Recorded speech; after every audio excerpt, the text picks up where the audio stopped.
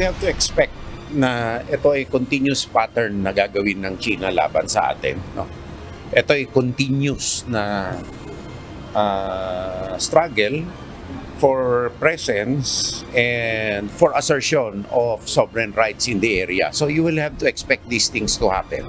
Hindi mananahimik ang Pilipinas sa panibagong harassment ng China sa West Philippine Sea. Ito ang tiniyak ni Department of National Defense Secretary Gilberto Chodoro Jr. lalo na ngayong umabot na hanggang sa himpapawid ang bullying ng Chinese forces. Sinabi ng Armed Forces of the Philippines na nagpakawala ng flares ang dalawang eroplano ng China sa ruta ng Philippine Aircraft NC-212 na nagpapatrolya sa Bajo de Masinloc noong August 8. Ligtas naman ang piloto at crew ng Philippine Air Force at nakabalik naman sila sa Clark Air Base. Pero peligroso anila ang ginawa ng China at panghihimasok sa lawful flight operations ng Pilipinas sa sarili nitong teritoryo.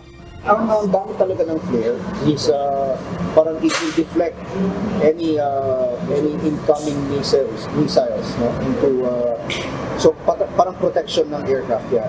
But in that case, nung lumipad sila at nagpalipad sila ng flare sa harap ng isang aircraft, that is already dangerous, very dangerous. Kasi for instance, yung mga flare na yon ay nakarating dun sa ating aircraft. No? Pwedeng mahigot dun sa propeller or sa intake or pwedeng masunog pati yung ating aircraft. It's very dangerous. No? Ayon kay Secretary Chodoro, hindi dapat palagpasin ang aksyon ng China dahil lalabas na sumasang-ayon ng Pilipinas sa ginawa nilang panghaharas. Naturally, hindi tayo pwedeng pabayaan ito kahit nasabihin ng publiko, diplomatic protest or whatnot. We cannot not do it kung hindi nag-aakies tayo. Sinabi naman ng Department of Foreign Affairs, maghahain sila ng protesta kontra China kaugnay ng insidente. Definitely we will protest this latest move na coming at a time na medyo nagka-calm down ng konti, and then bigla na lang nangyari ito. The President has come out very strongly on this and we will maintain that position.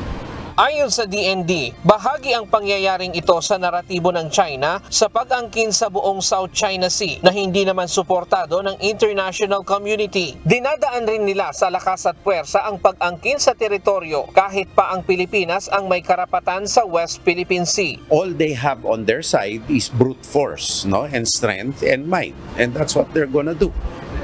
Hopefully, they listen to reason and heed the appeals of not only the Philippines but other countries to temper their moves and act in accordance with international law. No? Aminado ang Department of Foreign Affairs na nasorpresa sila sa panibagong aksyon ng China dahil kamakailan lang ay nagkaroon ng direktang komunikasyon ng Presidente ng Pilipinas sa China upang mapalakas ang maritime communication mechanism ng dalawang bansa. Hindi ito ang unang beses na nagsagawa ng dangerous maneuver ang Chinese aircraft laban sa Philippine Air Force. Pero ito ang unang pagkakataon na gumamit sila ng flares. Sa kabila nito, sinabi ng AFP na hindi sila magpapasindak at tuloy pa rin ang kanilang maritime domain awareness operations sa West Philippine Sea. Ryan Lacanlale, UNTV News and Rescue. Diyos ang aming sandigan, serbisyo publiko ang aming pinahahalagahan.